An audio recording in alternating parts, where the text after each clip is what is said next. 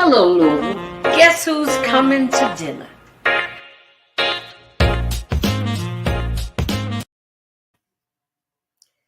Well, hello. Welcome to Guess Who's Coming to Dinner. I am your host, Janice Carter Miller, and I am so excited about this evening. Sorry for the delay, but I was having some real serious computer problems. I really thought my computer was getting ready to crash, but it didn't. So here we are. So this is Black History Month, or let's say our History Month. They give us a month to talk about our history, but we can talk about our history all year long. And when I say our history, I'm getting ready to get into family history. Oh, because we got some family history going on for you here in the Ville. I'm talking about the Eliza Tevis Society, of which I am a descendant. And I am not the only one. We've got some family names that we're going to go through, but the only way I can do this if I introduce you to my new cousin. That's Mr. Nathaniel Green. I call him Nate. Hey, Nate. Hey, Janice. How are you, sweetheart? I'm doing well today. Well, you know what, Nate? I'm so proud of the work that's been put into getting the Eliza Tevis Society set up. And I want you to tell them a little bit about Miss Eliza Tevis.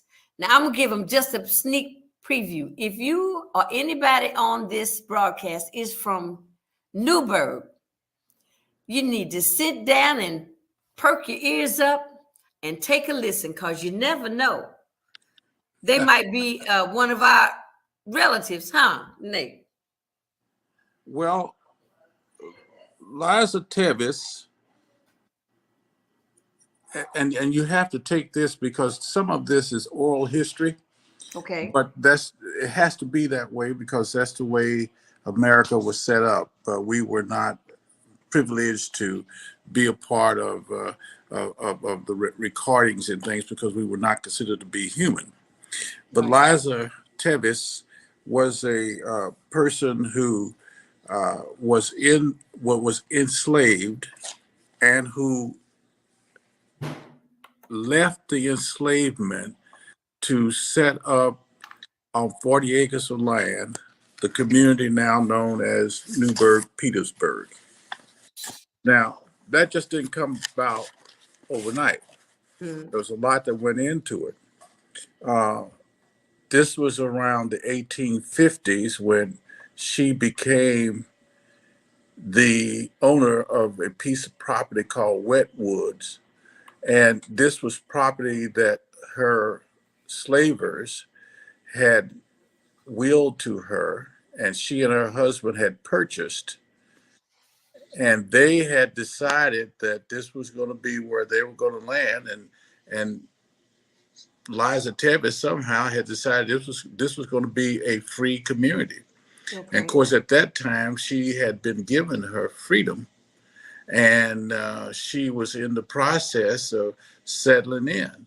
And she got the property and built a log cabin on the property. And that log cabin turned into several things. It started out, it was as her home. It started out as the church called Church, yeah. Church. It started out as a school, which would have been Newburgh School, but okay. And it was in fact a place where she purchased slaves and brought them to her property, the 40 acres, to ensure that 40 acres got cultivated. Okay. Hold up right there. Just hold up. I'm going to have to interject every now and then. So go back even further. When you talk about Eliza was was enslaved under the Huntleys, right? That's Yeah, the name of her enslavers. Is that yeah. correct? Now, I like to go over the story, so I make sure that when, as we say, oral history, and we're passing it down, I got to tell the story right, Okay. right? Because you know how you whisper in somebody's ear, and you have 6, 7 people, and when you get to the end of the line, it's a whole nother story. It's a whole nother story. You're right. So which one now? Yesterday on the podcast that we did, that you all did with the Louisville Historical League, Uh-huh. did I understand you to say, okay, John Tevis was was the slave master, right? John Tevis. No, it was John Tevis Huntley. Huntley. John. Oh, John.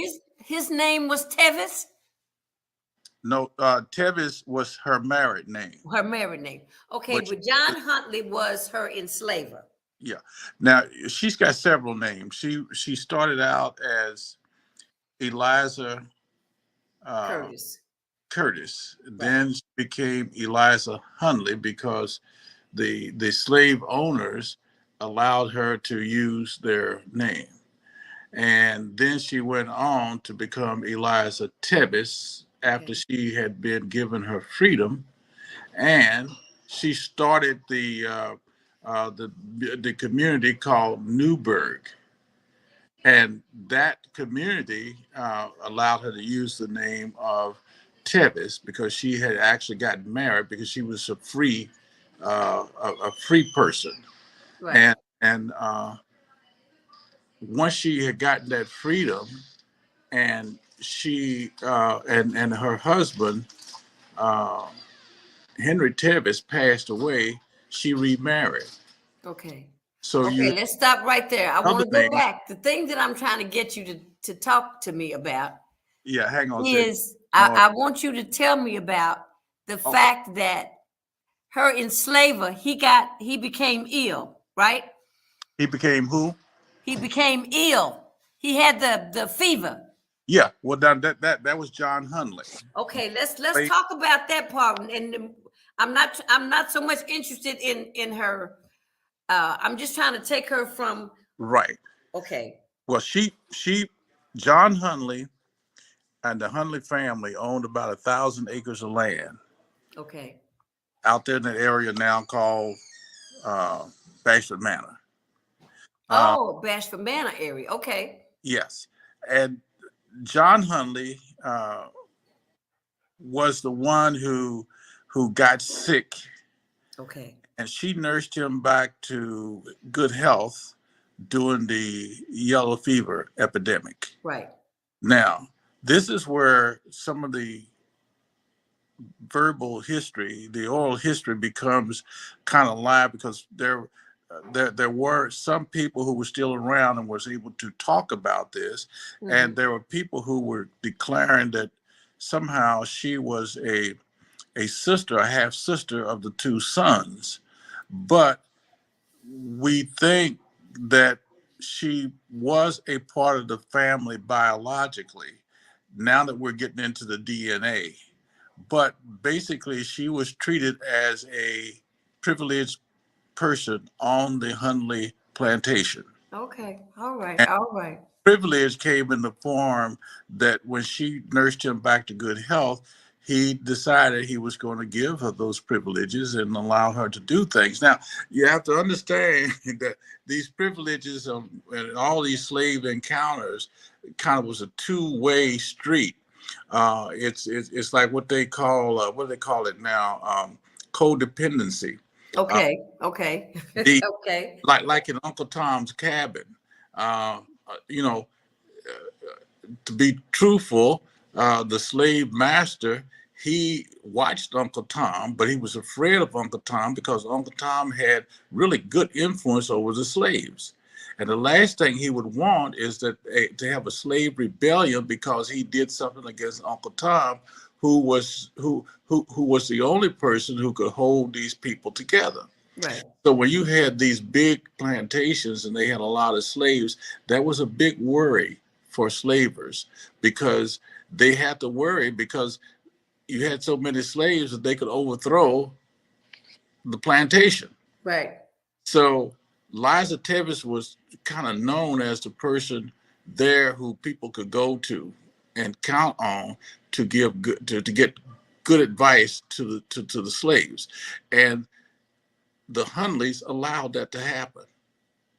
Okay. All right. And she took this information that she was gathering and actually educated herself. Now, because she was not an educated woman. Mm-hmm. But when you look at court records and things like his, anytime something went wrong, she would make certain moves. She said, well, how did she know to do that? Right. I heard you all saying that yesterday that she had a lot of court cases against people. If she thought it was wrong, she took them to court. Yep. But she learned this as being the first, as being the person in the house around the Hundleys and around all the people who were politicians as to what to do when things did not go your way. Right. And somehow she retained all this in her memory, in her mind. And when things didn't go her way, she made decisions against it. Even when she married Henry Tevis, she entered into a prenuptial. You said that. Probably A prenuptial agreement. this is probably the first known prenuptial in the country. She, Wow. through her lawyer, told her husband that this is my land, and if anything should happen, here's what the deal is. And this is who the land should go to. Yes, And yes, he had to understand that because he was not family. He was marrying into all of this. yes. Okay. Yes, Okay. he was faithful. He stayed with her and everything, but this is just the way her mind. Right. She was saying, "No, this is my property, and this is what I want to happen." Because she was one of the things she did, like when the slavers were actually selling off some of their slaves to other slavers, Okay. and these slaves may have children. Then Liza would go to the slave auction, and she would pick up a child or two that was Okay. left behind, and Right. she would bring them to her plantation or to Wetwoods, which was now Newburgh, Right. and she would take care of them. Well, Or she she kind would of arrange looked out for the children. other slaves.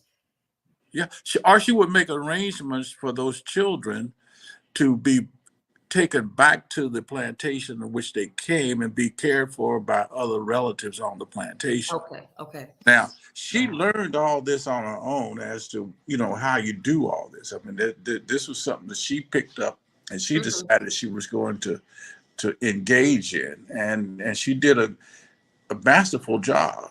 And now you have to understand, she also understood that having slaves made her rich, because slave was property. They call it Right. chattel slavery, and you were not a person. Right. You were treated like a cow or a hammer or a chair. Mm-hmm. You had no rights at all, Right. and that's a whole thing. That was a game that was played, and when whites come to you and say, but I didn't have anything to do with slavery. Well, it's not that, but the whole system was set up to embarrass blacks and to treat them as inanimate objects. Right. And that's what they were supposed to be, even to the point that some of the places in Virginia and Maryland they had, now you have to understand, there were a lot of laws that governed slavery. Right. The system of slavery and the system of enslaving. And many of those laws sought to ensure that Black people, Africans, were considered to be inhuman, and Well, that Nate, they we would be still like have some of cattle. those laws today. Yep. There's still not a law against lynching. Yeah. Yeah. I mean, when you really look at it, how far have we come? Yeah. I mean, it's you don't like to say that, but the fact is, it's there. And Yeah. when we talk about reparations and things like this, it's like, oh no, you can't, but you didn't have anything to do. Well, had you not had slaves, you would not have America as it is today. No, you wouldn't. Period. Absolutely. And the thought that they had was, oh, you know what we can do? We'll just bring these black people over to America by way of the islands, and we will enslave them, take all their rights from them, make them cattle, and they would eat. They even have a law that said, like in Barbados, you weren't supposed to wear any clothes. What said what? Yeah, you wore no clothes. Okay. Then that was because you were treated like an animal, cattle. Right. Now, Oh, wow. where this relates is that there were also laws in Maryland and Virginia that said, well, you can put the clothes on them, but you have to have certain type of material, and it was coarse material, and it laid it all out. So every time you had another law, you had to have another law to ensure that blacks stayed Stayed in their there place. as cattle. I'm saying cattle because that's the closest thing to chattel, and that helps us to identify. Yeah, I see where you're going. You want to keep them inhuman, Right. and then that was the thing. Now the game that was played, and I keep saying we dance around this a lot. Mm-hmm. The game that was being played was, for instance, you were considered to be non-human, but at the same time you developed laws that said, if by chance a white woman were to marry an African, then that white woman herself and her offsprings became slaves and would automatically be enslaved. Okay. Okay. Now, Mm. on the other hand, the white man had no such problem, because if he impregnated a black woman, so be it. He walked around with his chest out. Right. Now, people don't like to hear you talk about that, but that's the way it was. Right. That was a fact. Now, Okay. I say that because there's so many whites who believe that, I haven't been told the truth yet. We have people running around trying to decide what children should be taught in school today, and most of it is sugar coated. Right. And when they come out and they confront you and they say to you, oh, well, I never was taught this in school. Well, sure, because people even today, whites even today don't want other whites or blacks to know what the truth was. Right. Right. And so, as I say, how far have we come? Yeah. Still Yeah. You say you have to look back and say, but really, how far have we come? Yeah. And Tevis, like Liza, had figured out how to take all this information she was learning as she was washing dishes and cleaning and around all these people and hearing the conversations. She would pick up these little things, buying property, you need a deed. You say she pick up these little things, and as when she got her freedom, hey, she started to say, well, when this happens, you're supposed to do this. Right. And so her brilliance rose to the top. So I'm going to go to the four churches that came out of having their meetings starting in Eliza's home, right? Yeah. Okay. And one of those two of the churches are still standing, right? The Forest Baptist Church is still in Newburgh, but it's not the original. The original was a log cabin. Right. And that was Liza's house. Yes. Okay. But then since then it's grown. I mean, we saw some pictures of it yesterday, right? Yes, right. So it was a Forest Baptist Church. What was the other one? Mission? Excuse me? What was the name of some of the other churches that came out of Well, now Eliza's home? there were other churches that came out of the Forest Baptist Church over time, and Okay. I'm not that familiar with them. Sherelle is, but I know there are several churches along Indian Trail. Okay. That even one that is called Forest Baptist something or the other, but they were all due to infighting among church members. People who moved in to new areas of the community and decided to have their own church, but still they were members of Forest, and they decided to set up other churches around the Forest Baptist Church Right. model. Right. But I'm going back to Mr. Huntley. He got sick.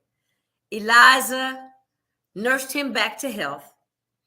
But then did I understand you all to say that when Mr. Huntley passed, that his brother Thomas took over?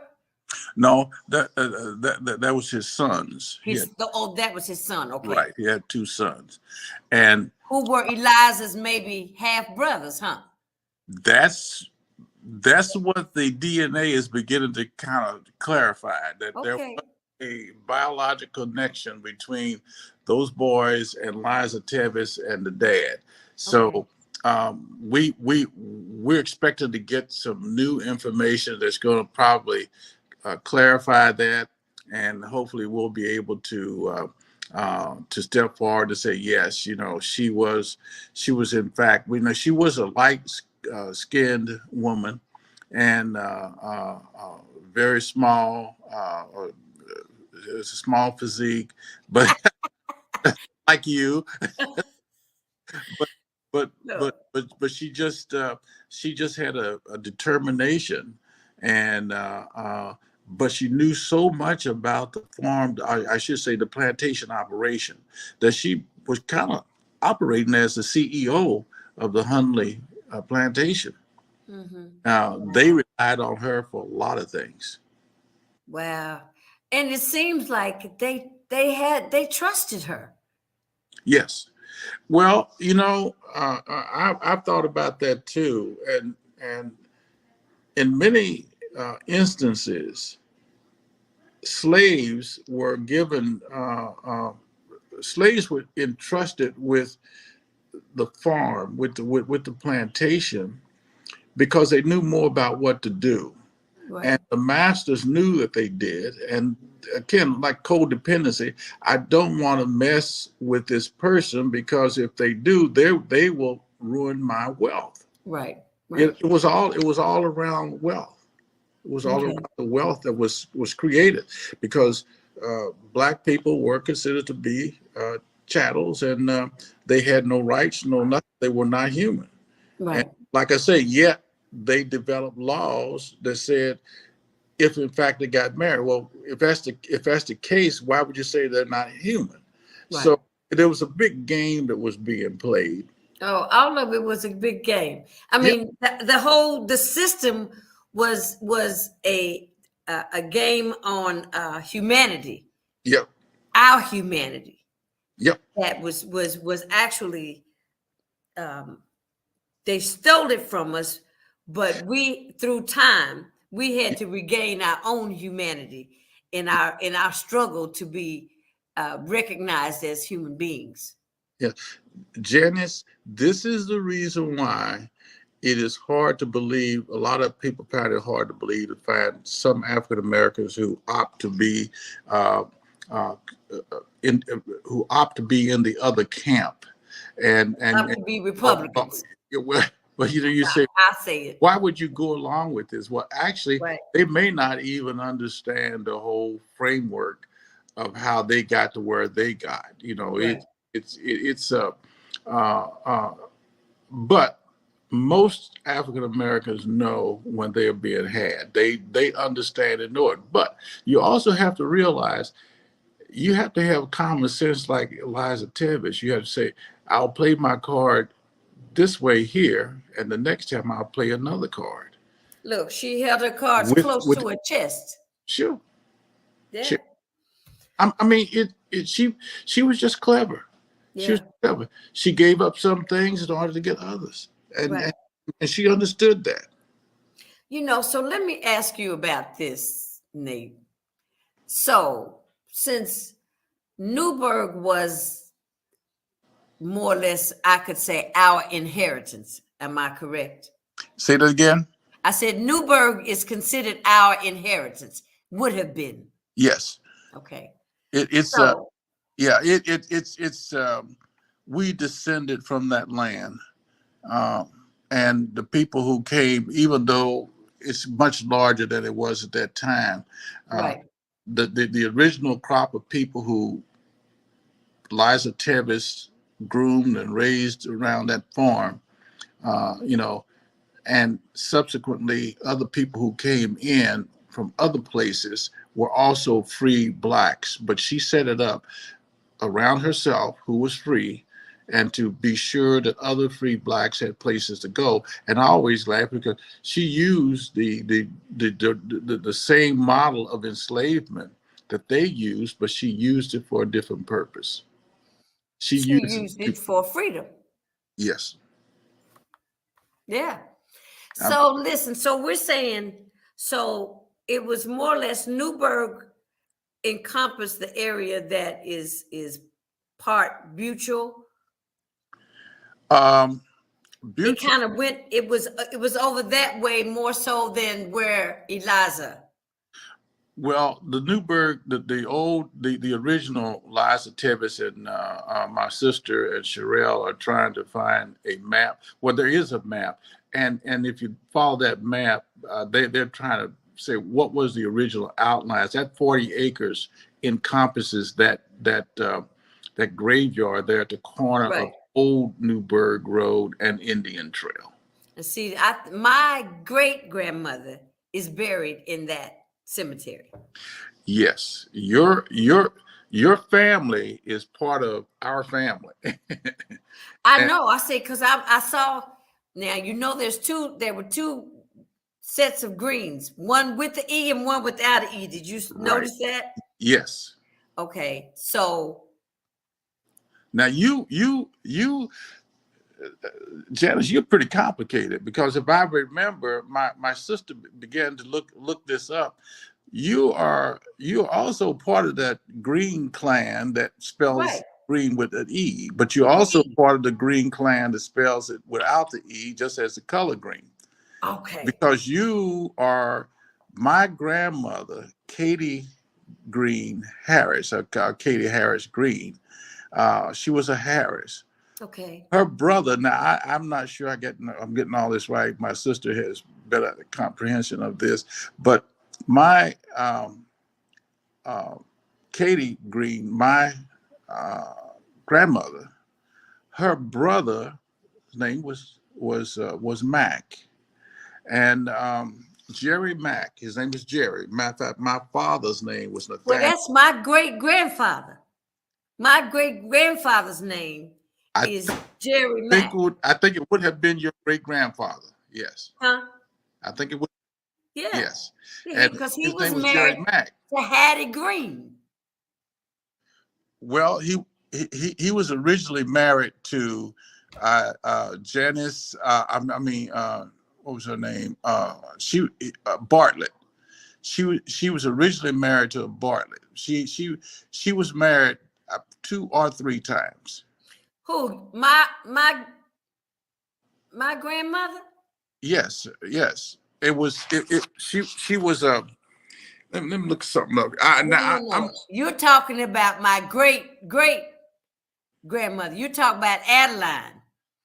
Adeline was a Howard, and then she yeah. was Adeline married. No, she married Mr. Green. Then she married Mr. Ross because Greens and Ross were half sisters and brothers. Okay, that's see you doing it better than I did. Okay, because look, I studied it the other day because I was putting the papers together. Mm-hmm. Do you have the booklet that says descendants of John and Charlotte Now, Howard?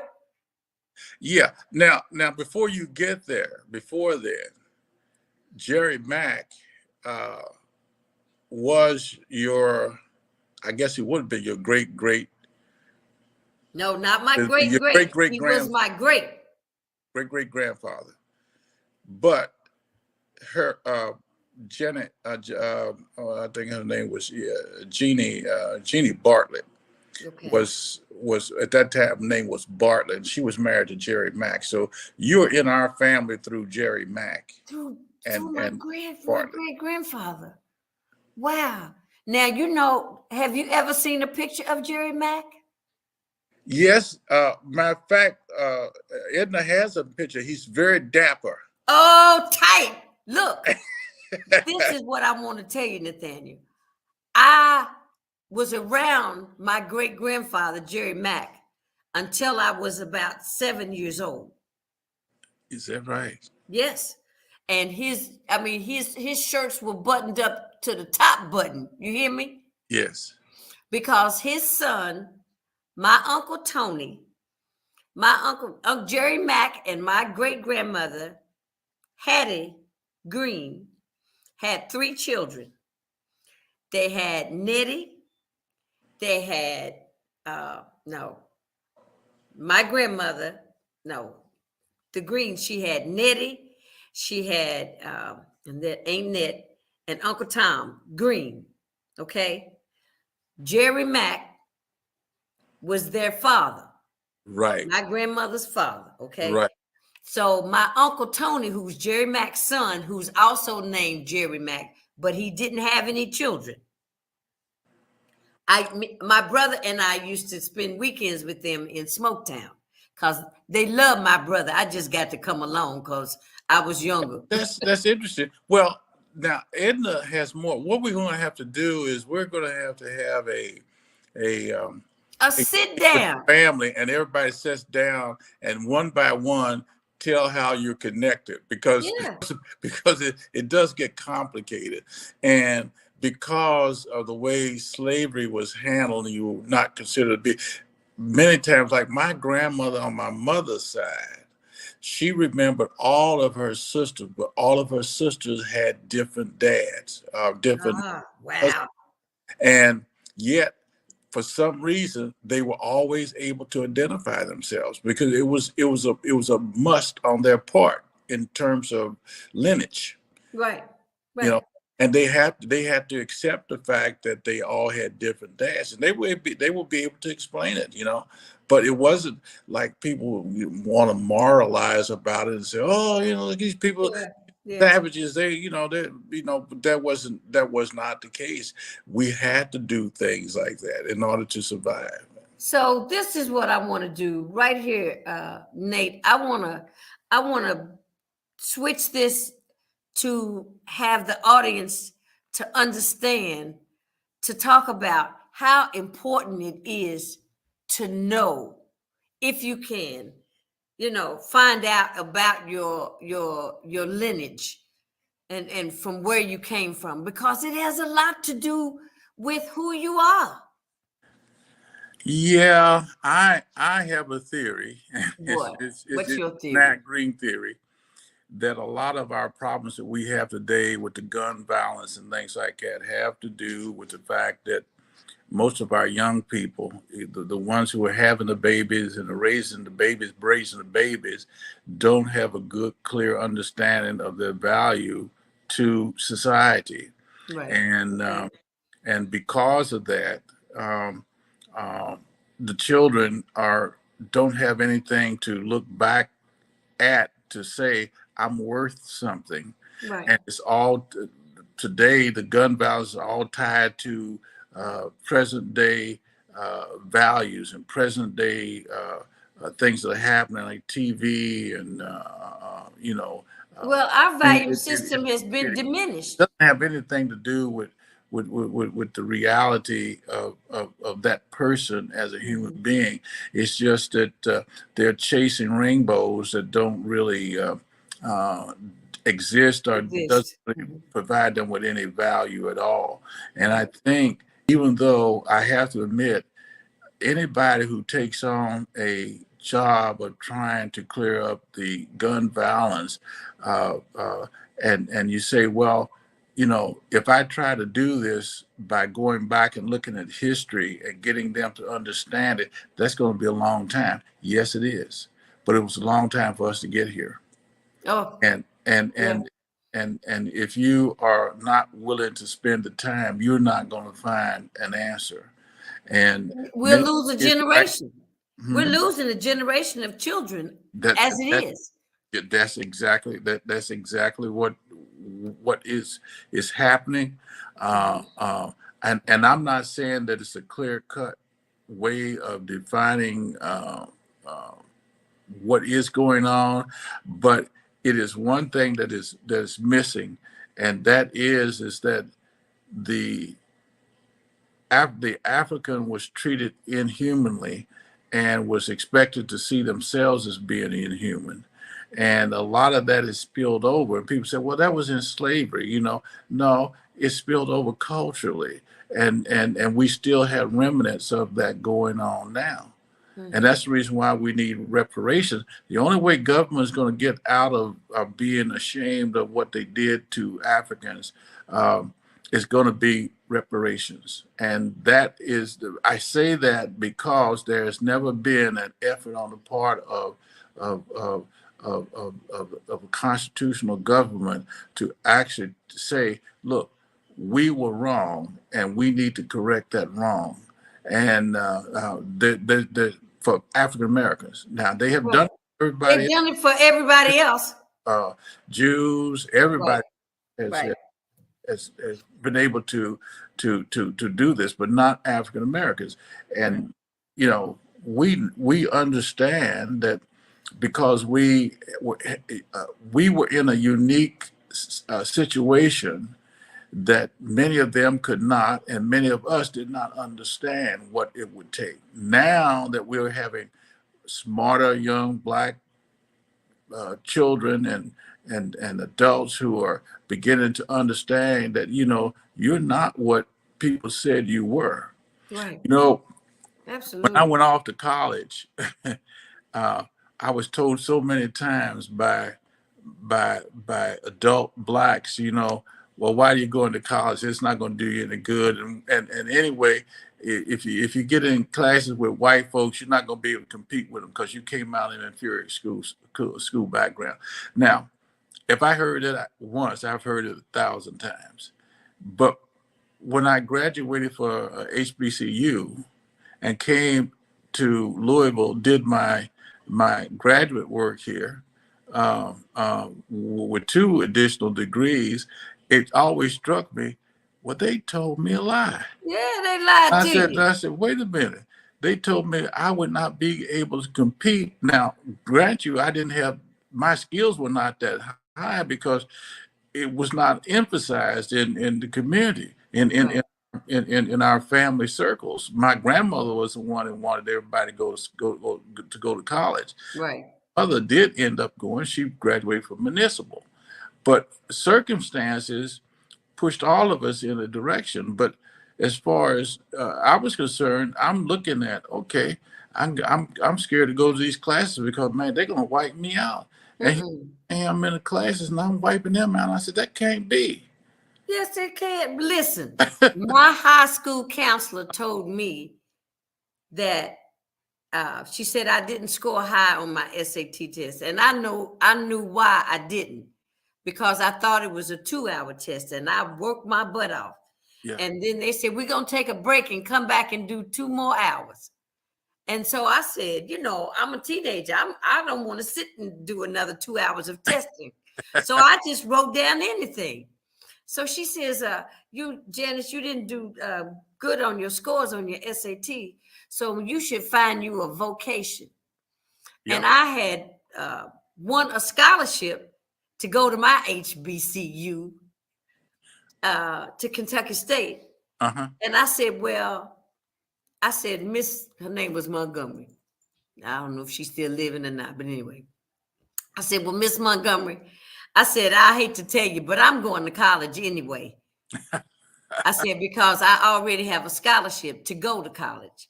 Yeah. So just because you tell me that, I didn't score high on the test, I'm telling you, I know why I didn't. Well, you and we're not all we're similarly affected in the same way. I Yeah.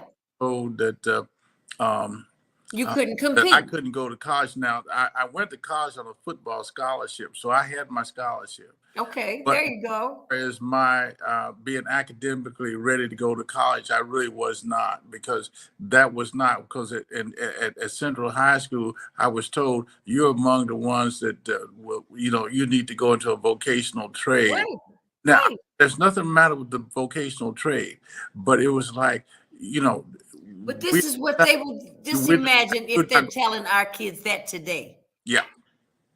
Are they telling our kids that today? Well, I think the problem we have right now today is that the kids are being told through media and Mhm. TV and marketing and things like that. Vocationals today pay a lot more money than they did back in those days. Look, when But we used to have a no, vocational school. well, yeah, but nobody told back in those days, if you were in a vocation, um, you could only practice in that vocation in a black community. My dad was a barber, but he ended up cutting white hair, but he had to take his tools and things over to the hotel to cut white hair because the white guys didn't like the white barbers who were there, you know. Uh, Right. but he set up the business in the black community. And the reason why and I say the worst thing that happened to people in Louisville was when we lost Warner Street. Uh, Right. because Urban removal. yeah, well, the whole idea of black entrepreneurship was on Warner Street, and Yes, sir. it was visible. Yes, absolutely. And vibrant and thriving. Yep. Yeah, and the problem is that if you say, well, how big could it become?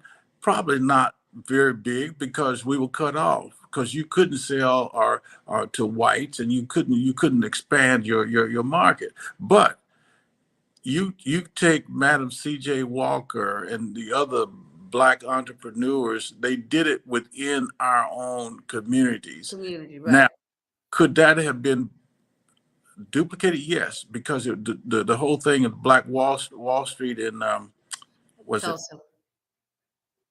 Kansas, No, Oklahoma. Oklahoma, Tulsa. huh? Tulsa. Tulsa, yes. They had begun the process, Yes. and in doing it, it scared whites. Well, they could take over. Well, the same thing is happening now. You got a lot of whites who are standing back saying, well, these black and brown people are going to take over. Well, you haven't been doing anything, so why not? Well, they haven't done anything to our benefit. Yeah. So we have to look after our own survival. Yep. It's dependent upon us Yes. to take care of us. This, like I'm doing this show, it's for us, about us, Right. and by us. Right. So So it's very important that we are invested, and we have to be invested in ourselves. we have to, and without that self pride, that self belief, we go down in flames. We then gravitate toward grabbing a gun, or robbing somebody, or taking the easiest way out. They think it's an You know, easy way out. yeah, yeah. It's culturally, this country is culturally mixed up, and the whole idea of a constitutional government never worked for whites, because they really didn't like it, because they were always afraid that these black people, brown people, yellow people were somehow going to knock them out, and that meant you knocked them out of money. Well, we were going to become the majority, like we have become. Yeah, That's where all the fear comes from, because we are in the majority now. yeah. So, Nate, listen, you get It's together. We're gonna have our sit down. I can't wait to have the sit down meeting, so we can pull these. But it's something that you know that I'm also related to you through my great grandfather, through Jerry Mack. Yes. That's something. Yeah. You know, it's because I did not know that, and I was talking with Edna. She was telling me. She said, "No, Janice is related through Jerry Mack," and I Wow. because my father's middle name is Jerry, and Okay. people think we are junior. I'm junior. I said no, but my name is Ennis on my mother's side, the middle Mhm. name, and his name is Jerry on my on his side, the father's side, and but Jerry Mack was key because he was my grandmother's brother, and apparently people looked up to Jerry Mack. Jerry Oh, Jerry Mack, Mack was tough cookie, honey. Jerry Mack was quite a person. Oh, I mean, even I have a family picture, Nate, that I have to show you. I am the youngest in this picture, and I am sitting in my great grandmother, Jerry Mack's wife. I am sitting in her lap, and to know that she touched me, you know what I'm saying? Yeah, It gives me goosebumps to yeah, know that I knew enough about Jerry Mack that I had conversations with my great grandfather and even my grandmother, because I didn't know any of my mother's parents. And all this is on my father's side, right. so it's got all my father and all his siblings, Yeah. my great grandmother and her three children, and all of their children sitting on the floor. It's a picture, it's I unbelievable. well, I'm gonna try to get everybody together and start a process by where we all relate our family ties, but spend each meeting having because it is difficult, but we need to start talking about it and keep Right, talking about it until it becomes ingrained in us. These are the people who got us here. right. We need to be able to do that, and the only way to do it is we're going to have to set ourselves up to kind of educate ourselves about ourselves. Okay. Well, I I'll open up my home to that because I'm all in. Oh, I'm all in because see, the Goldens we try to figure out how I was related to the Goldens and the Greens, and now the Williams, uh, which was John and Jerry, um, and my nephew is close to. He says he's his cousin, one of the Williams hmm, brothers' sons. I said he's not just you're not related to him because his uncle married your grandmother. I said, you're related to him through blood. So to give my nephew, who is in his 50s, to give him this family history. So he's looking at this guy who's really his cousin. He might be his fifth or sixth cousin, but who's really related through blood and not through marriage. Okay. yeah, So so he can have something else to understand, because he has children and they have children. They have to understand so they can tell the children. that's exactly right. You That gotta be able to tell the kids what's going on, where you come from. yeah. And so you just listening to the story being told over and over from when I first will got will help us to all grapple with what we didn't know, but we need to know because the younger people coming up will need to take on that pride and right. fight. Absolutely. Absolutely. Nate, hook it up. Let's get together soon. We're gonna do it, Janice. You and I like this whole idea of the podcast, and it may be that certain fact. I can bring some more family. It's my podcast. If I can do it if I want to talk about my family. But it's the Eliza Tevis Society. We don't know how many branches Yep. it touches. We talk about Newburgh. Hmm. My brother used to go to Newburgh. He knew my relatives in Newburgh. I never did because he was older than I was. but then my great grandmother, she had all of her children in Smoketown. Okay. Okay, so that's where Jerry Mack comes in, because Jerry Mack was from Smoketown. Okay, Well, look, I, Nate. I was talking with Edna. She was telling me, she showed me a picture of Jerry Mack. She said, "What do you think?" I said, "He's a dapper guy." He's Dapper Dan now, let me tell you. Yes, he was. That's the story about Jerry Mack. Yes, sir. He was always He was very, very. clean. Yeah, yeah. So, Nate, I'm going to talk to you soon. I mean, you and I just might have to get together. We have to start somewhere. And we can trace every little crick and corner until we get an understanding. Because the more I read about the pamphlet, the booklet that I have, I was able to go back and put it all in order, even down through the Goldens, because the Goldens became related through my grandmother's half sisters, which were Rosses, Right. because That's three right. of those Rosses Yeah. married Goldens. That's why I said you're hooked in here all kinds of ways. Ooh, I know I got twists and turns happening, but it's exciting. Thank you so much for sharing this with the audience, so they can know just how exciting it is just to find out more about your family and your lineage. Well, And just to listen to you, it's like, my you're our own Henry Louis Gates. Yes. You didn't hear what I said, did you? You said something about Henry Louis Gates. I know. Yeah, I said you are our own Henry Louis Gates. I'm not holding match. Take care of yourself. It's dinner time. Go have your dinner. I'll talk to you soon. Okay. Thank you so much for inviting me. You're welcome. You're welcome. You just make my heart I'm just full of pride and full of joy. Thank you, sweetheart. Well, I'm full of pride to know that you're on board and are really anxious to learn about it, because a lot of times people don't want to hear, and yeah. Well, I really got excited when you described Eliza to me and said she was a little woman of small stature, but she was a go-getter and she'd make things happen. I said, woo, that sounds like me.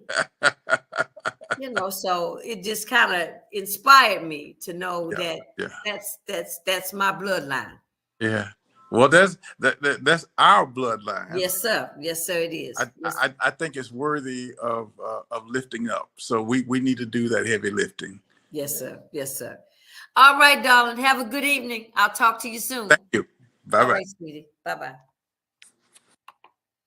Isn't that wonderful? Isn't that wonderful? I mean, I hope you enjoyed it. But this kind of happened maybe 4 years ago. And it happened at a funeral. The last, excuse me. Excuse me. Thank you.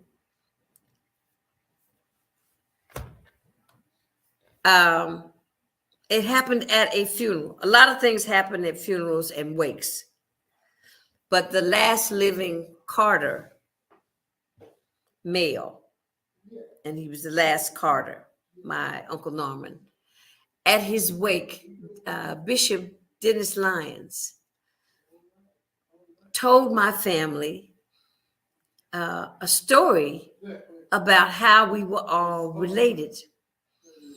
And so I approached him. I said, I want to know more about the family connection. And he introduced me to his sister. And since then, we've been putting the pieces to this puzzle together.